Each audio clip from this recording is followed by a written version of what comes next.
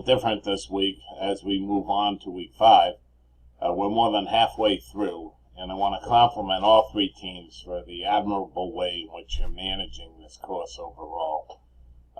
Very interesting to read your posts and to see that you are talking with each other.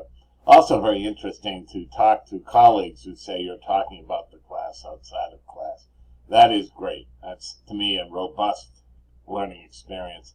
It's a lot of work. We're going through our semester transformation right now, and this course is being determined to be a very substantive class. So it's a lot of work for you, and the more you engage, the more you get out of it. Also try to make the parallels and the connections to the courses you're not only taking now, but save the material for the rest of the year. As I mentioned to you, PACT is highly corollary to this, correlational to this, and you should get a lot out of it. Good question came this week, and it really is interesting, about Woolfolk's focus on socioeconomic status as a predictor for academic achievement. So I wanted to address that on the video if I could. If you still have questions, just keep asking questions. I'm not the final say-so on this. I'll just share with you my experience with the literature and also my experience with working with a college readiness program when I first came here to East Bay, and my experience with learners in general. Any learner can succeed if they get the appropriate support outside of the classroom. That's a key piece. The teacher can have a direct impact as well, but your support really needs to come from the parents if you want to be 95% confident that you'll be successful with your learners. There are many learners who succeed when they don't have the support outside the classroom. However, a learner may come from disadvantaged circumstances, and yet if they have a sibling who's working closely with them, if they have one parent who's working closely with them, or they have the whole village supporting them, no matter what their economic circumstances, they can succeed outside the classroom.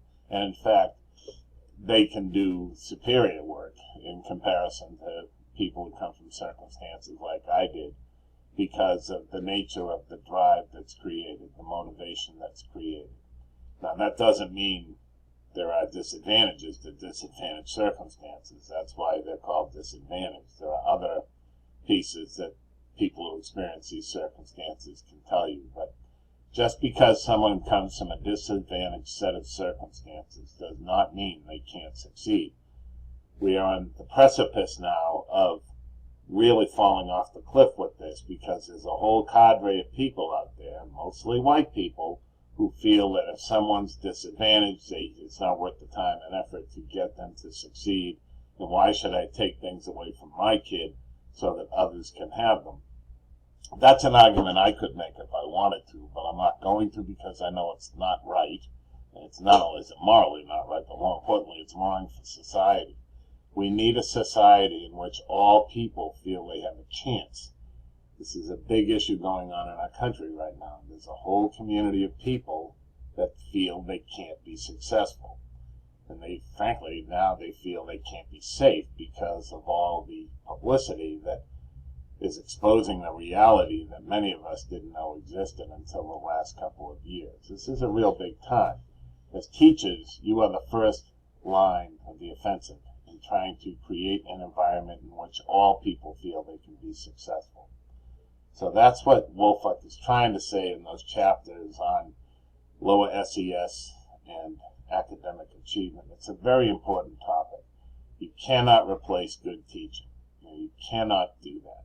For instance, if I were to just teach this as a text on the glass course, this course would have a whole different meaning. So I ask that you consider that as well in terms of your visibility, your empowerment, and your ability to make the meaningful experiences meaningful in a way in which people can be better for it.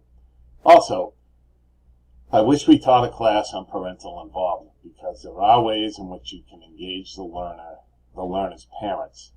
And I will share more about that as you get closer to the end of the course, which is only 3 weeks away. Please remember to get your assignments in. I've enjoyed the learning styles papers. If you sent them to me since last Wednesday, I'll have them graded by this Wednesday. And really, it's been a really good summer for me, and I've really appreciated your work. Thank you, and enjoy the rest of the week. Don't forget, Monday is discussion deadline day. Thank you. Bye-bye. I have to stop this, excuse me.